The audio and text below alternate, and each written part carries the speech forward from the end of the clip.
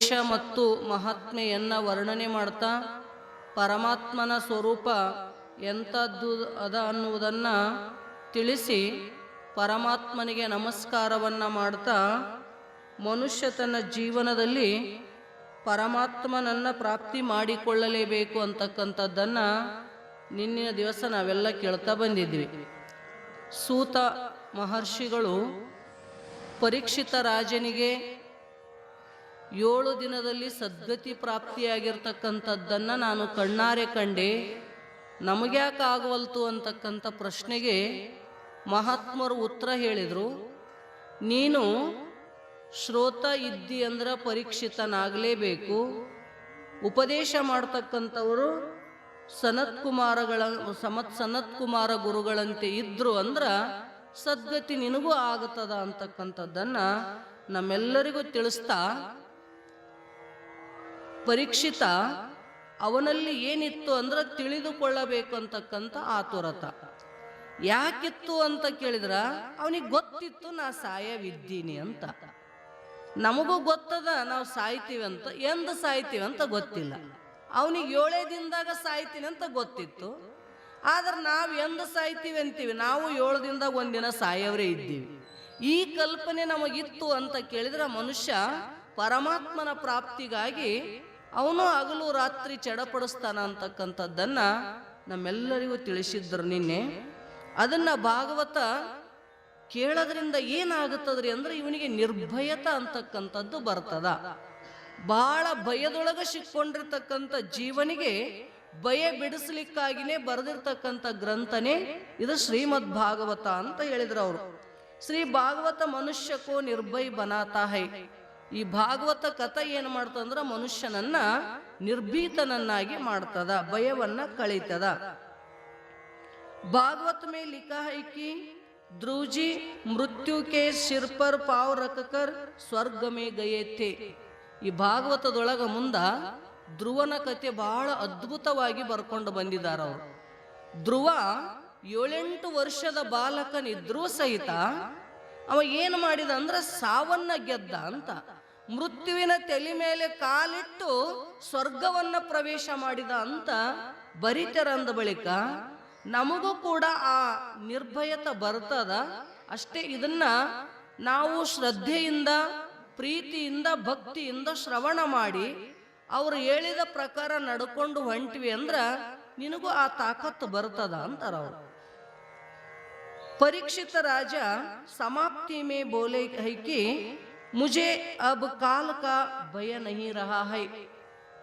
ಪರೀಕ್ಷಿತ ರಾಜ ಕೊನೆಗೆ ಹೇಳ್ತಾನ, ಶ್ರೀಮದ್ ಭಾಗವತವನ್ನ ಸನತ್ಕುಮಾರರು ಉಪದೇಶ ಮಾಡ್ತಾ ಮಾಡ್ತಾ ಯಾವಾಗ 7ನೇ ದಿನಕ್ಕೆ ಅವನಿಗೇನಾಗುತ್ತದ, ಸಾವಿನ ಭಯ ನನಗೆ ಹೋಯ್ತು ಅಂತ ಕೊನೆಗೆ ಹೇಳಿದವ.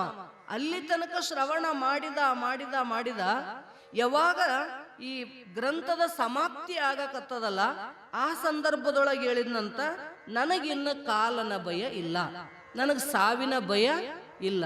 ಹೆಂಗ ಶರಣರು ನಾಳೆ ಬಪ್ಪುದು ನಮಗಿಂದೇ ಬರಲಿ, ಹಿಂದೆ ಬಪ್ಪುದು ನಮಗೆ ಈಗಲೇ ಬರಲಿ, ಜಾತಶ್ಚೈ ಧ್ರುವೋರ್ ಮೃತ್ಯು ಎಂದುದಾಗಿ. ಯಾಕಂತ ಕೇಳಿದ್ರ ಶ್ರವಣ ಮಾಡ್ತಾ ಮಾಡ್ತಾ ಅವನೊಳಗ ದೇಹಾದಿಗಳಿಗೆ ವಿಲಕ್ಷಣವಾಗಿರ್ತಕ್ಕಂಥ ಭಾವ ಬರ್ತದ. ಈ ಶರೀರ ಸಾಹಿತ್ಯದ ಆತ್ಮನಿಗೆ ಸಾವು ಇಲ್ಲವೇ ಇಲ್ಲ. ನಾನು ಪರಮಾತ್ಮನ ಸ್ವರೂಪನೇ ಇದ್ದೀನಿ ಅಂದ್ರ ನನಗೆ ಯಾಕೆ ಬರ್ತದ ಸಾವು? ಹೌದಿಲ್ರಿ? ಮಹಾರಾಷ್ಟ್ರ ಸಂತರು ಮೃತ್ಯುಚ ಮರಣ ಗೇಲೆ ಅಂದ್ರ ಅವರು. ನನಗ ಸಾವು ಬರಂಗಿಲ್ಲ, ಸಾವಿಗೆ ಸಾವು ಬರ್ತದ ಅಂತ ಹೇಳ್ತಾರ ಅವ್ರು. ಹೌದಿಲ್ರಿ? ಹಂಗ ಅವನಿಗೂ ಕೂಡ ನಿರಂತರವಾಗಿ ಈ ಶ್ರೀಮದ್ ಭಾಗವತದಲ್ಲಿ ಪರಮಾತ್ಮನ ಲೀಲೆಗಳನ್ನ ಶ್ರವಣ ಮಾಡ್ತಾ ಮಾಡ್ತಾ ಈ ಶರೀರಾದಿಗಳಿಗೆ ನಾನು ಸಾಕ್ಷಿ ಇದ್ದೀನಿ, ನಾನು ಪರಮಾತ್ಮನಿಗೆ ಭಿನ್ನನಾಗಿ ಇಲ್ಲ ಅಂತಕ್ಕಂಥ ಅದ್ವಯ ಜ್ಞಾನ ಯಾವಾಗ ಆಗ್ತದ ಅವಾಗ ಅವನಿಗೆ ಮೃತ್ಯುವಿನ ಭಯ ಇರ್ತದೇನ್ರಿ? ಇರಂಗಿಲ್ಲ ಅಂತಾರ ಅವರು. ಯಾವಾಗ ಬರ್ತದ ಬರ್ಲಿ, ಸ್ವಾಗತ ಮಾಡ್ಯಾರ ಮಹಾತ್ಮರು. ಸಾವಿಗೆ ಅಂಜಿಲ್ಲ ಅವರು. ಸಾವಿಗೆ ನಾವು ಅನ್ಸಕತ್ತೀವಿ. ಯಾಕೆ ಅನ್ಸತ್ತೀವಿ ಮುಂದೆ ಹೇಳ್ತಾರ ಅವರು. ಅದನ್ನೆಲ್ಲ ಮೊನ್ನೆ ಅಪ್ಪವ್ರು ನಿಮಗೆ ಹೇಳಿದ್ರು, ಯಾವ ಪಾಪ ಮಾಡಿರ್ತಾನ ಅವ ಸಾವಿಗೆ ಅನ್ಸ್ತಾನ. ಹೌದಿಲ್ರಿ? ಹಂಗ ಯಾವ ತಪ್ಪು ಮಾಡಿರ್ತಾನ ಅವನೇ ಪೊಲೀಸ್ಗೆ ಅನ್ಸ್ತಾನ. ಯಮನಿಗೆ ಯಾರು ಅಂಜುತ್ತಾರಂದ್ರ ಪಾಪಿಗಳು ಅಂಜುತ್ತಾರ. ಮಹಾತ್ಮ ತನ್ನ ಜೀವನ ಪೂರ್ತಿಯಾಗಿ ಪರಮಾತ್ಮನಲ್ಲಿ ದಿನಗಳನ್ನ ಆಯುಷ್ಯವನ್ನ ಕಳೆದ ಅಂದ್ರ ಅವನಿಗೆ ಯಾರು ಭಯ ಅದರಿ? ನಾಳೆ ಇವತ್ತೇ ಬರ್ಲಿ ನೋಡ್ರಿ, ಇವತ್ತು ಬರ್ತದ, ಇನ್ನೂ ತಡ ಆಗುತ್ತದೆ, ಈ ಸದ್ಯ ಬರ್ಲಿ. ಹೆಂಗ್ರಿ? ಜಾತಶೈ ಧ್ರುವೋರ್ ಮೃತ್ಯು ಎಂಬುದಾಗಿ ಯಾವ್ದು ಹುಟ್ಟೆ ಅದ ಅದು ಸಾಯ್ತದ. ನಾ ಹುಟ್ಟೇ ಇಲ್ಲ ಅಂದ್ರ ನನಗೆ ಸಾವೆಲ್ಲಿಂದ ಬರ್ತದ? ಈ ನಿರ್ಭಯತ ಅಂತಕ್ಕಂಥದ್ದು ಪರೀಕ್ಷಿತ ರಾಜನಿಗೆ ಈ ಗ್ರಂಥದ ಸಮಾಪ್ತಿಯೊಳಗೆ ಈ ಮಾತನ್ನ ಹೇಳ್ತಾ ಬಂದಿದ್ದಾನ. ಮುಜೆ ಕಾಲಕ ಭಯ ನಹಿ ಲಗತಾ ಹೈ, ಈಗ ನನಗೆ ಸಾವಿನ ಅಂಜಿಕೆ ಇಲ್ಲ ಅಂದವ. ಮೊದಲು ಯಾವಾಗ ಶಮಿಕ ಋಷಿಗಳು ಹೋಗಿ 7 ದಿನದಾಗೆ ನೀ ಸಾಯ್ತಿದ್ ನೋಡಪ್ಪ ಅಂತ ಹೇಳಿದ್ರು, ಏಟ್ ಅಂಜಿದ್ದನ್ರಿ ಅವ. ಹೆಂಗ ಹೊಂಟೋ ಗೊತ್ತಿಲ್ಲ, ಯಾರು ನನ್ನ ಸಾವಿನ ಭಯವನ್ನ ಕಳೀತಾರ ಅಂತ ತಿಳ್ಕೊಂಡು ಕಾಲಾಗ ಚಪ್ಪಲ್ ಇರ್ಲಾರ್ದೆ ಸಂಚಾರ ಮಾಡಿದಂತ ಯೋಗ್ಯ ಗುರು ಎಲ್ಲಿ ಸಿಕ್ಕಾನು? ಯಾರು ನನಗ ಅಂತ ಜ್ಞಾನ ಮಾಡಿ ಕೊಟ್ಟಾರಂತ ಹಗುಲ್ ಅನ್ಲಿಲ್ಲ, ರಾತ್ರಿ ಅನ್ಲಿಲ್ಲ. ಮುಂದ ಯಾವಾಗ ಸನತ್ ಕುಮಾರ್ ಋಷಿಗಳ ಹತ್ರ ಬಂದು ಕುಂತ, ಅವಾಗ ನೀರು ಕುಡಿತಿದನೋ ಕುಡಿಯೋ ಅಂತಿದ್ರಂತ. ಊಟಾರ ಮಾಡು, ನನಗೇನು ಬೇಡ ನೋಡ್ರಿ, ಯಾಕ ನಾ ಸಾಯವಿದ್ದೀನಿ. ಸಾಯವನಿಗೆ ಎಂದಾರ ಹಸಿವು ನೀರಡಿಕೆ ಆಕೈತೇನ್ರಿ? ಹೆಂಗ್ರಿ? ಅಪ್ಪರು ಹೇಳಿದ್ರಲ್ಲ ನೀ ಮತ್ತ ಸಾಯ್ತೀನಿ ಅಂತಂದಾಗ ಯಾವಾಗ ಗಲ್ಲಿಗೆ ಏರಿಸ್ತಾರ ಅಂದ್ರ ಹಾಲು ತುಪ್ಪ ಕೊಡ್ರಿ ಅಂದ್ರೆ ಎಷ್ಟು ಕಾಲ ಬದುಕ್ತಾ ನಾವು ಕುಡುದು? ಹೌದ್ರಿ? ಹಂಗ ಸಾಯಕ್ಕೆ ನಿಂತೀನಿ ಅಂದವನಿಗೆ ನನಗೇನಾರ ಇನ್ನೂ ಬದುಕ್ಬೇಕಂತಕ್ಕಂತ ಏನಾರ ಆಸೆ ಉಳಿತದೆ ಅವನಿಗೆ? ಇಲ್ಲ. ಅದಕ್ಕೆ ಅವ ಏನ್ ಮಾಡ್ತಾನ? ಸಾವು ಮುಂದಿಟ್ಟುಕೊಂಡಿದ್ದ ಅಂತ ತಿಳ್ಕೊಂಡು ಹಸಿವು ನೀರಡಿಕೆಗಳನ್ನ ಆರಿಸ್ಕೊಂಡು ಗುರು ಸನ್ನಿಧಾನದೊಳಗೆ ಕುಂತು ಶ್ರವಣ ಮಾಡಕತ್ತಾನವ. ತಿಳಿತ್ರಿ? ಶ್ರವಣ ಭಕ್ತಿಯಲ್ಲಿ ಪರೀಕ್ಷಿತ ಉಳ್ದಾನ, ಸಖ್ಯ ಭಕ್ತಿಯಲ್ಲಿ ಅರ್ಜುನ ಉಳ್ದಾನ, ದಾಸ್ಯ ಭಕ್ತಿಯಲ್ಲಿ ಹನುಮಂತ ಉಳ್ದಾನ. ತಿಳಿತ್ರಿ? ಹಿಂಗ ನವವಿಧ ಭಕ್ತಿಗಳಲ್ಲಿ ಕೆಲವೊಬ್ರು ಮಾತ್ರ ಉಳ್ಕೊಂಡಾರಲ್ಲ, ಹಂಗ ಶ್ರವಣ ಭಕ್ತಿ ಮಾಡಿದ್ದ. ಹೆಂಗ ಕೇಳ್ತಿದ್ದ ಅಂದ್ರ ಒಂದು ಮಾತನೂ ಕೂಡ ಕೆಳಗ ಬೀಳಾರ್ದಂಗ ಶ್ರವಣ ಮಾಡ್ಯಾನವ. ಕಣ್ಣಿಗೆ ಕಣ್ಣು ಹಚ್ಚಿಲ್ಲ, ಹಸಿವು ಅಂದಿಲ್ಲ, ನೀರಡಿಕೆ ಅಂದಿಲ್ಲ, ನನ್ನ ಕಾಲು ನೋಯಿಸ್ತಾವ, ಕೈ ಏನು ಇಲ್ಲ. ಹೆಂಗ್ ಕುಂತಿರ್ಬೇಕ್ರಿ ಅವ? ಹೇಳೋರು ಹೆಂಗ್ ಹೇಳಿರ್ಬೇಕು, ಕೇಳೋರು ಹೆಂಗ್ ಕೇಳಿರ್ಬೇಕು. ನಮಗ್ 1 ತಾಸಾದ್ರೆ ಚಡಪಡಿಸ್ತೀವಿ, ಯಾವಾಗಾರ ಮುಚ್ಚುತ್ತಾರಪ್ಪ ಅಂತೀವಿ ನಾವು. ಹೌದಿಲ್ರಿ? ಯಾವಾಗ ಮಂಗಲ ಮಾಡ್ಯಾರ ಅಂತೀವಿ. ಆದ್ರೆ ಪರೀಕ್ಷಿತ 7 ದಿನ ನಿರಂತರ ಹಗಲು ರಾತ್ರಿ ಯಾವಾಗ ಶ್ರವಣ ಮಾಡಿದ ಭಾಗವತದ ಲೀಲೆಗಳನ್ನ, ಅವಾಗ ಅವನಿಗೆ ನಿರ್ಭಯತ ಅಂತಕ್ಕಂಥದ್ದು ಬಂತು ಅಂದಾಗ ಅವನಿಗೆ ಸಾವಿನ ಭಯ ಅದ ಏನ್ರಿ? ಸಾವಿನ ಭಯನೇ ಉಳಿಲಿಲ್ಲ ಅಂತ. भागवत सुनकर परमात्मा के साथ ಪ್ರೇಮ करने पर उसे काल का भय नहीं लगता है. ನೋಡ್ರಿ, ಈ ಭಾಗವತವನ್ನ ಕೇಳ್ತಾ ಪರಮಾತ್ಮನ ಪ್ರೇಮದೊಳಗ ಅವ ಲೀನಾಗಿ ಬಿಟ್ಟಾನ. ಭಗವಂತನ ಲೀಲೆಗಳು 1 2 ಈಗಿನ್ನ ಚಾಲುವಾಗಿಲ್ಲದ ಗ್ರಂಥ. ಮುಂದ ಪ್ರಹ್ಲಾದ, ಧ್ರುವ ಮೊದಲಾಗಿರ್ತಕ್ಕಂಥವರ ಕಥೆಗಳನ್ನು ಹೇಳುವಾಗ ಬಹಳ ಅದ್ಭುತವಾಗಿ ವರ್ಣನೆ ಮಾಡಿಕೊಂಡು ಬಂದಿದ್ದಾರೆ ಅವರು. ಅವೆಲ್ಲವನ್ನ ಕೇಳ್ತಾ ಕೇಳ್ತಾ ಅವನಿಗೆ ಏನಾಗಿ ಬಿಟ್ಟದೀಗ ಅಂದ್ರ, ಬ್ಯಾಡಪ್ಪ, ಯಾವಾಗ ಯಾಕೆ ಬರವಲ್ದಾಕ, ನಾ ಏನು ಮಾಡ್ಕೋಬೇಕಾಗಿತ್ತು ಮನುಷ್ಯ ಜನ್ಮಕ್ಕ ಬಂದು ಆ ಕಾರ್ಯವನ್ನ ಈಗ ನಾನು ಮಾಡಿಬಿಟ್ಟೆ, ನಾ ಯಾವಾಗ ಹೋಗಕ್ಕೂ ತಯಾರು ರೆಡಿಯಾಗಿ ಕುಂತ ನೋಡ್ರಿ.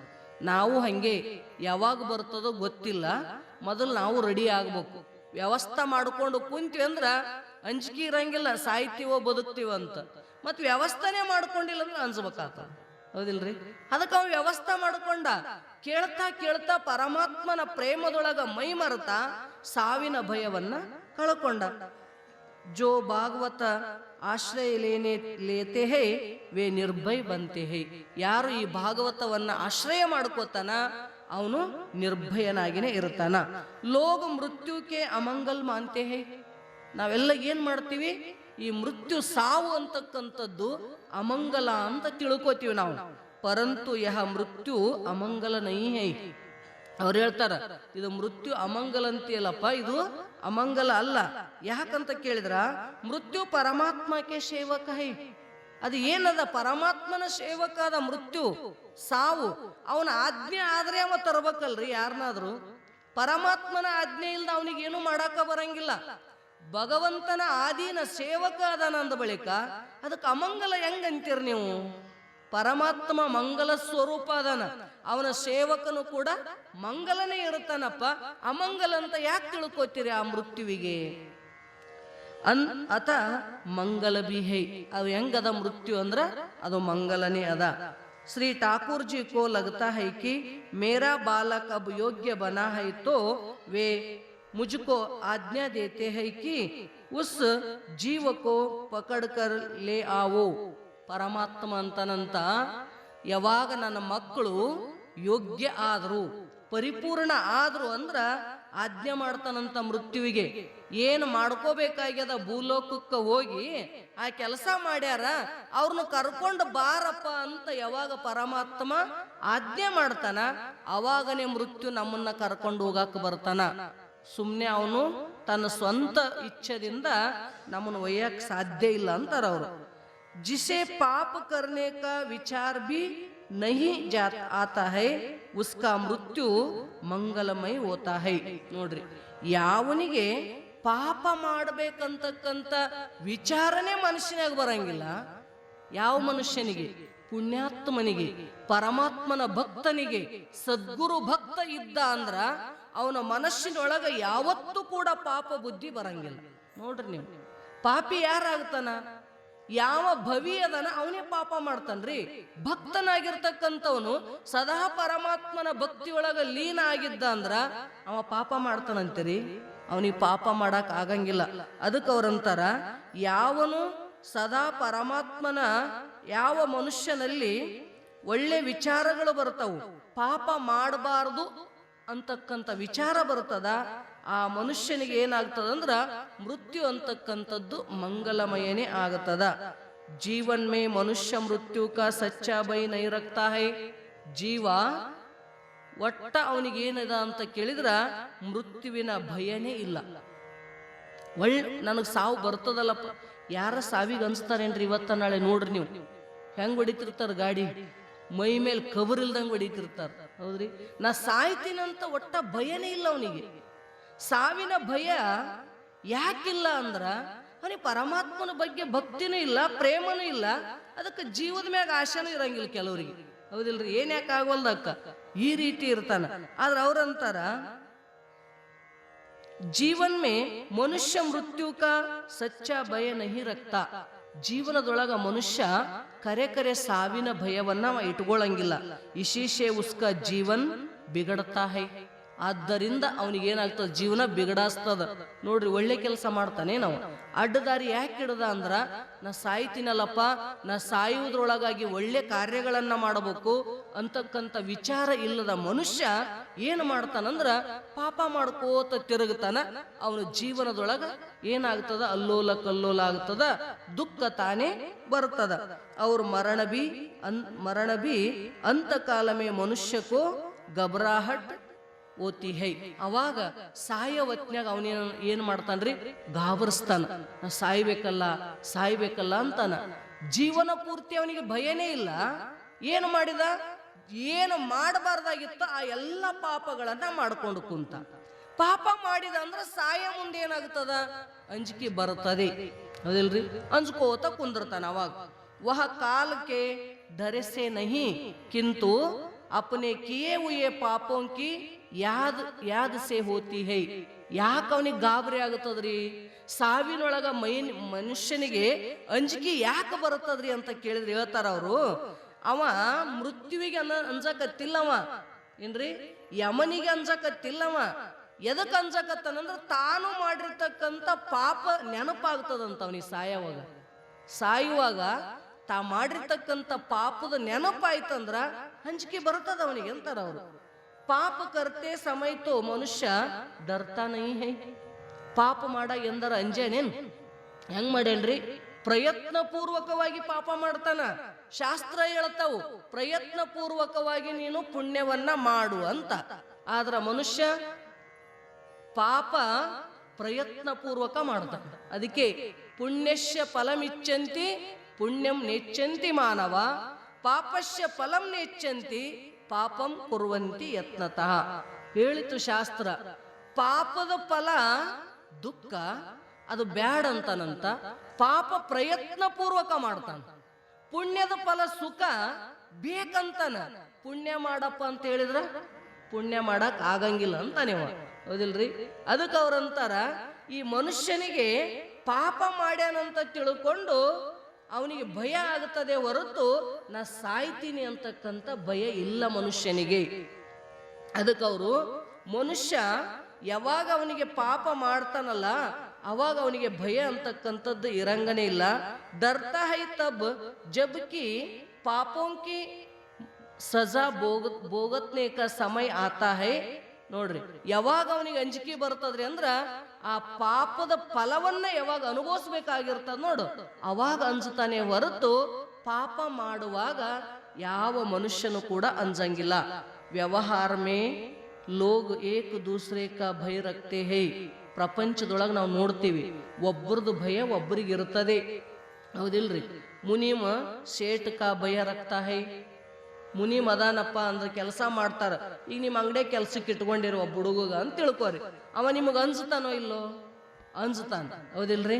ಹಂಗ ಕಾರ್ಕೂನ್ ಅಧಿಕಾರಿಕ ಭಯ ರಕ್ತಾ ಹೈ.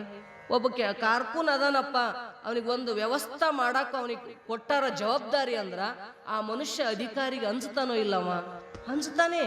ಹಂಗ ಅವ್ರಂತಾರ, ಪ್ರಪಂಚದೊಳಗ ಒಬ್ಬರದು ಭಯ ಒಬ್ರಿಗೆ ಇರ್ತದ, ಜಬ್ಕಿ ಮನುಷ್ಯ ಕಿಸಿ ಬಿ ದಿನ ಈಶ್ವರ ಕ ಭಯ ನೈ ರಕ್ತಾ ಹೈ. ಆದ್ರೆ ಈ ಜೀವ ಯಾವತ್ತೂ ಕೂಡ ಪರಮಾತ್ಮನ ಅಂಜಿಕೆನೇ ಇಟ್ಕೊಂಡಿಲ್ಲ ಅವನು, ಹೌದ್ರಿ.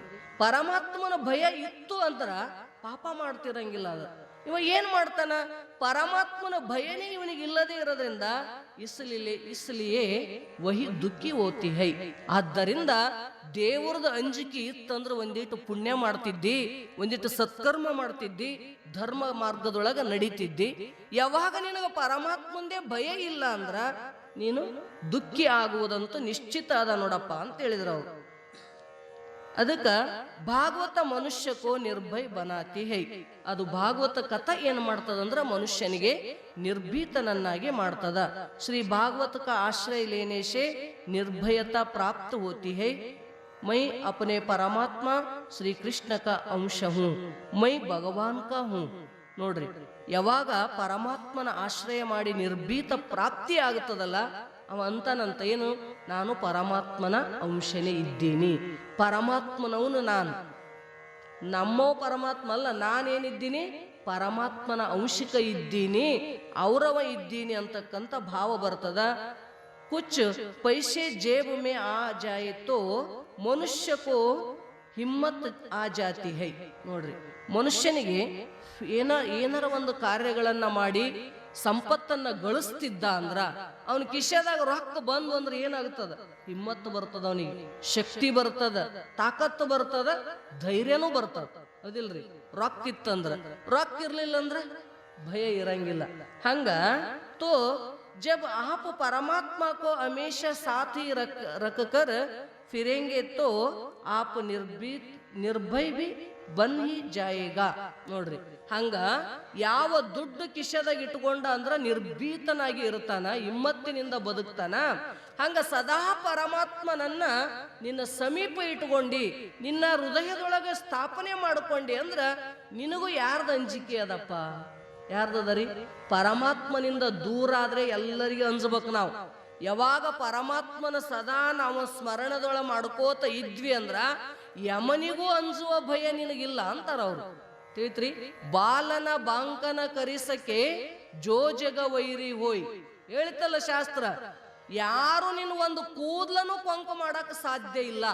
ಯಾರಿಗೆ ಸದಾ ಇಂದ ಮುಂದ ಪರಮಾತ್ಮ ಅದನ ಅವನಿಗೆ ಯಾರ ಅಂಜಿಕೆನೂ ಕೂಡ ಇರಂಗಿಲ್ಲ ಅಂತಾರ ಅವ್ರು. ಇದ್ರಾಗ ಏನ್ ಆಶ್ಚರ್ಯ ಅದ ರೀ? ಭಯ ಬಿನ ಪ್ರಭುಕ್ಕೆ ಪ್ರೀತಿ ಹೋತಿ ಹಿ ನಹಿ ಹೈ. ನೋಡ್ರಿ, ಭಯ ಇರ್ಲಾರ್ದನೆ ಭಕ್ತಿ ಅಂತಕ್ಕಂಥದ್ದು ಬರ್ಲಿಕ್ಕೆ ಸಾಧ್ಯನೇ ಇಲ್ಲ. ತಿಳಿತ್ರಿ? ಭಕ್ತಿ ಹುಟ್ಟ್ಯದ ಅಂದ್ರ ಒಂದಿಷ್ಟು ಭಯ ಇರಬೇಕು. ಭಯ ಇದ್ರನೇ ಭಕ್ತಿ ಹುಡ್ತದ್ರಿ. ಗುರುಗಳ ಮ್ಯಾಗರ ಯಾಕಾಗವಲ್ದಕ್ಕ, ದೇವ್ರ ಮ್ಯಾಗ ಯಾಕಾಗವಲ್ದಕ್ಕ. ಭಯ ಇರ್ಲಿಲ್ಲ ಅಂದ್ರ ಭಕ್ತಿ ಇರಂಗಿಲ್ಲ. ನೋಡ್ರಿ, ಬಹಳ ಮಂದಿ ಬಹಳ ಸಲಿಗೆ ಇರ್ತೀವಿ ನಾವು ಗುರುಗಳ ಹತ್ರ ಅಂದ್ರ ಭಕ್ತಿ ಇಲ್ಲ ಅಂತ ಅರ್ಥ. ಭಯ ಇತ್ತು ಅಂದ್ರ ಭಕ್ತಿ ತಾನೇ ಇರ್ತದೆ ಅದರಿಂದ. ಅದಕ್ಕೆ ಅವ್ರಂತಾರ, ಭಯ ಪ್ರಭುಕ್ಕೆ ಪ್ರೀತಿ ಓತಿಹಿ ನಹಿ. ಭಯ ಇರ್ಲಿಲ್ಲ ಅಂದ್ರ ಪ್ರೀತಿನೇ ನಿನಗೆ ಮಾಡಾಕ ಬರಂಗಿಲ್ಲ ಅಂತ. ಕಾಲಕ ಭಯರಕ್ಕೋ, ಅದಕ್ಕೆ ನೀನು ಯಮನ ಭಯರ ಒಂದಿಟ್ಟು ಇಟ್ಕೋ. ಕಾಲಕ್ಕೆ ಮೃತ್ಯುಕ್ಕೆ ಬಯಸೆ ಪ್ರಭು ಮೇ ಪ್ರೀತಿ ಓತಿ ಹೈ. ನೋಡ್ರಿ, ಒಂದು ಸಾವಿನ ಭಯರ ನಿನ್ನೊಳಗಿತ್ತು ಅಂದ್ರ ಪರಮಾತ್ಮನ ಭಕ್ತಿ ಮಾಡಕ್ ಬರ್ತದ, ಪ್ರೀತಿ ಮಾಡಕ್ ಬರ್ತದ.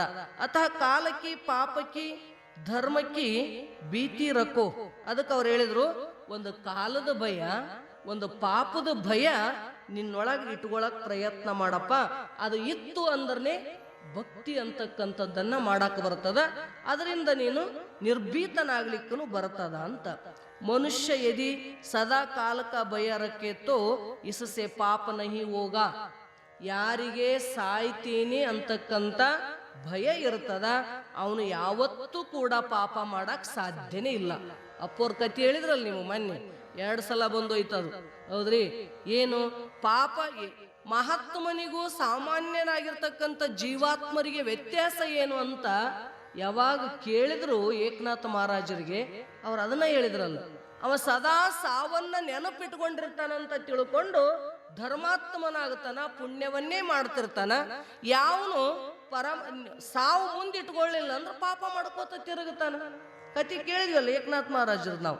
ಹಂಗ ಅದಕ್ಕೆ ಅವ್ರಂತಾರ ಪಾಪನೇ ಆಗಂಗಿಲ್ಲ ಅಂತ. ನಮಗ್ ಭಯ ಇತ್ತು ಅಂದ್ರ ನಿರ್ಭಯ ಓನಾ ಹೋತೋ ಪಾಪ ಚೋಡ್ದೋ. ನೋಡ್ರಿ, ನೀ ನಿರ್ಭಯ ಆಗಬೇಕಾಗಿತ್ತು. ನೀನು ಸಾವಿನಿಂದ ದೂರ, ಸಾವಿನ ಭಯವನ್ನ ಕಳ್ಕೊಂಡು ನಿಶ್ಚಿಂತ ನಿರ್ಭಯ ಸ್ಥಿತಿಯೊಳಗ ನೀ ಇರಬೇಕಂತ ಅಪೇಕ್ಷೆ ಮಾಡಿದ್ದೆ ಅಂದ್ರ ಮೊದಲು ಯಾವತ್ತೂ ಪಾಪ ಮಾಡಕ್ ಹೋಗ್ಬೇಡ. ಕಾಯ ವಾಚ ಮನಸ್ಸ 3 ಕರ್ಣಗಳಿಂದ ನೀನು ಪಾಪರಹಿತನಾಗಿ ಇರಲಿಕ್ಕೆ ಪ್ರಯತ್ನ ಮಾಡು. ಶ್ರೀ ಭಾಗವತ ಶಾಸ್ತ್ರ ಅಮೇ ನಿರ್ಭಯ ಬನಾತಾಯ್. ಇದು ಭಾಗವತ ನಮಗ ಆ ನಿರ್ಭೀತ ಸ್ಥಿತಿಯನ್ನ ತಂದು ಕೊಡ್ತದ. ಮನುಷ್ಯಕೋ ಅವ್ರ ಕಿಸಿ ಕಾ ಭಯ ಚಾಹೆ ನ लगता हो फिर भी काल का भय तो इसे लगा ही रहता है. ನೋಡ್ರಿ, ಮನುಷ್ಯನಿಗೆ ನನಗೆ ಯಾರ ಭಯನೂ ಇಲ್ಲ ಅಂದ್ರೂ ಕೂಡ, ಅದಿಲ್ರಿ, ನನಗೆ ಯಾರ್ದು ಭಯ ಇಲ್ಲ ಅಂತಂದ್ರೂ ಕಾಲದ ಭಯ ಮಾತ್ರ ಎಲ್ಲರಿಗೂ ಇದ್ದೇ ಇರ್ತದ. काम का नाश करके भक्ति और प्रेममय जीवन जो जीता है वह ಕಾಲ ಪರ್ ಬಿ ವಿಜಯ ಪಾತ ಹೈ. ನೋಡ್ರಿ, ಭಕ್ತಿ ಕಾಮವನ್ನ ನಾಶ ಮಾಡಿಕೊಂಡು, ತನ್ನಲ್ಲಿರ್ತಕ್ಕಂಥ ಸಮಸ್ತ ಕಾಮನೆಗಳನ್ನ ನಾಶ ಮಾಡಿಕೊಂಡು ಯಾವನು ಭಕ್ತಿಯನ್ನ ಮಾಡ್ತಾನ, ಪ್ರೇಮಮಯ ಆಗತಾನ, ಕಾಮವನ್ನ ಭಕ್ತಿಯಲ್ಲಿ ಪಲ್ಲಟ ಮಾಡ್ತಾನ. ಇಚ್ಛೆಗಳು ಎಲ್ಲಿರಬೇಕಂದ್ರ ಭಗವಂತನ ಪ್ರತಿಯಾಗಿನೇ ಇಚ್ಛೆಗಳನ್ನೇ ಮಾಡ್ತಾನೆ ವಿನಾ ಪ್ರಪಂಚ ಪದಾರ್ಥಗಳ ಸಮಸ್ತ ಕಾಮನೆಗಳನ್ನ ತ್ಯಾಗ ಮಾಡಿ ಸದಾ ಪ್ರೇಮಮಯಿಯಾಗಿ ಯಾವ ಇರ್ತಾನಲ್ಲ, ಅವನು ಏನು ಮಾಡ್ತಾನಂದ್ರ ಕಾಲನ ಮೇಲೆ ವಿಜಯವನ್ನ ಪಡ್ಕೋತಾನ, ಅವನು ಯಮನನ್ನ ಗೆಲ್ಲುತ್ತಾನ.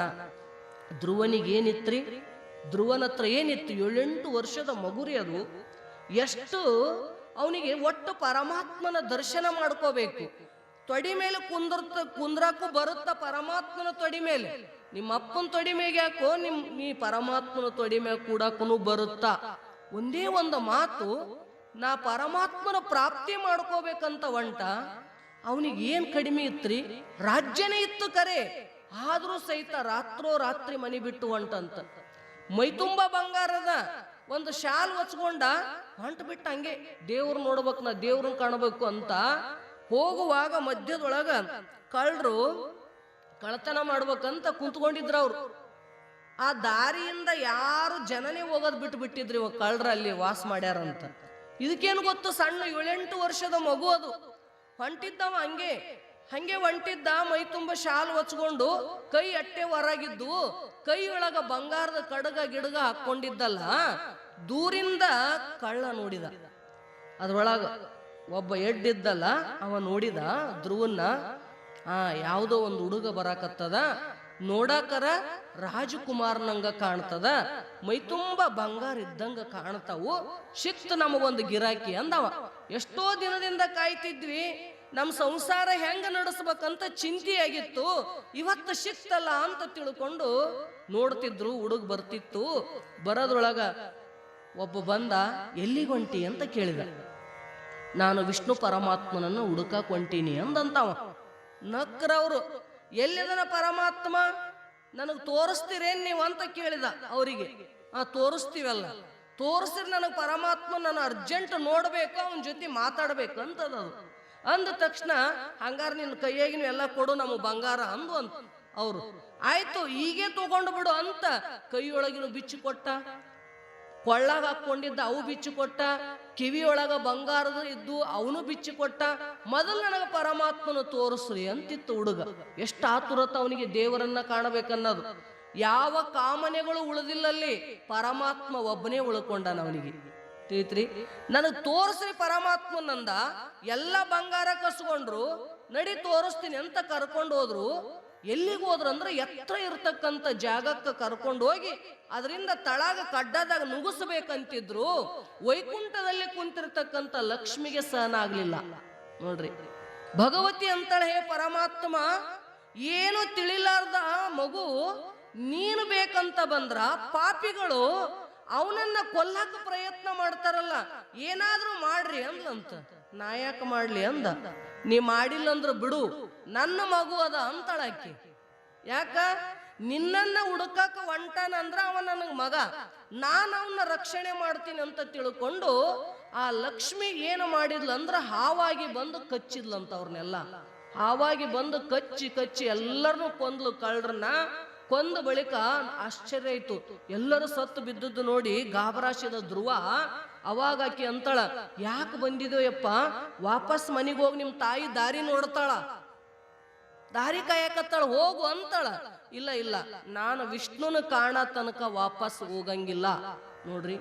ಇಲ್ಲ ಬ್ಯಾಡಪ್ಪ, ನೀ ಬಂದದ್ದು ದಾರಿ ಸರಿ ಇಲ್ಲ, ನೀ ಸಣ್ಣವಿದ್ದಿ, ದೊಡ್ಡವಾದ ಬಳಿಕ ಹುಡುಕ್ವಂತಿ. ಇಲ್ಲ ಇಲ್ಲ, ನಾ ಈಗ ಸದ್ದ ಬೇಕಾಗ್ಯದ, ನಾ ಯಾರ ಮಾತು ಕೇಳಂಗಿಲ್ಲ, ನನಗ ಪರಮಾತ್ಮ ಬೇಕು. ಒಂದೇ ಹಠ ಹಿಡದ ಭಗವತಿ. ಅವತ್ತ ಅದಕ್ಕೆ ಹಾಲು ಕುಡಿಸಿ ಅಲ್ಲೇ ಮಗಸಿದ್ಲು. ಪರಮಾತ್ಮ ಅಂದ, ನೀ ಕೆಲಸ ಮಾಡ್ಕೋತ ಕುಂತಿ ಅಂದ್ರ ಅವ್ನ ಮುಂದಿನ ಸಾಧನ ಆಗಂಗಿಲ್ಲ.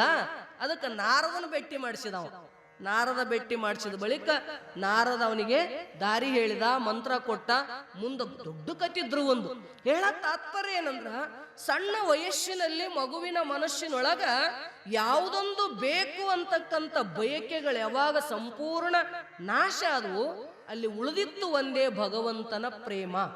ಪ್ರೇಮ ಉಳಿದಿತ್ತು ಅಂತ ತಿಳ್ಕೊಂಡನೆ ಅವ ಏನು ಮಾಡಿದ ಅಂದ್ರ, ಸಾವು ಅವನ ಸಮೀಪಕ್ಕೂ ಕೂಡ ಮುಟ್ಲಿಕ್ಕೆ ಸಾಧ್ಯ ಆಗ್ಲಿಲ್ಲಲ್ಲ, ಅವನು ಸಾವಿನ ಮೇಲೆ ವಿಜಯವನ್ನ ಸಾಧಿಸ್ತಾನ. ಅದಕ್ಕೆ ಕಾಮನೆಗಳನ್ನ ತ್ಯಾಗ ಮಾಡು, ನೀನು ಪರಮಾತ್ಮನ ಭಕ್ತಿಯನ್ನ ಮಾಡು. ಕಾಲಕೋ ಜೋ ಮಾರ್ತಾ ಹೈ ವಹ ಕಾಲಕಿ ಮಾರ್ ನಹಿ ಖಾತಾ. ನೋಡ್ರಿ, ಯಾವನಿಗೆ ಕಾಲನನ್ನ ಕೊಲ್ತಾನ ಅವನ ಕಾಲನಿಂದ ಕೊಲ್ಲಿಸ್ಕೊಳಕ್ ಇವನಿಗೆ ಸಾಧ್ಯ ಆಗಂಗಿಲ್ಲ.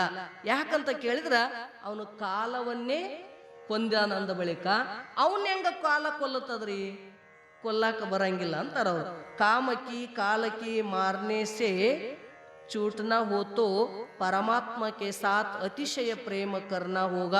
ನೋಡ್ರಿ, ಅದಕ್ಕೆ ನೀನು ಕಾಮನನ್ನ ಕಾಲನನ್ನ ಗೆದಿಬೇಕಾಗಿತ್ತು ಅಂದ್ರ, ನೀನು ಅದರಿಂದ ನೀನು ನಿರ್ಭೀತನಾಗಬೇಕಾಗಿತ್ತು ಅಂದ್ರ ಸದಾ ಪರಮಾತ್ಮನ ಜೊತೆಗೆ ಪ್ರೇಮವನ್ನ ಭಕ್ತಿಯನ್ನ ಮಾಡು.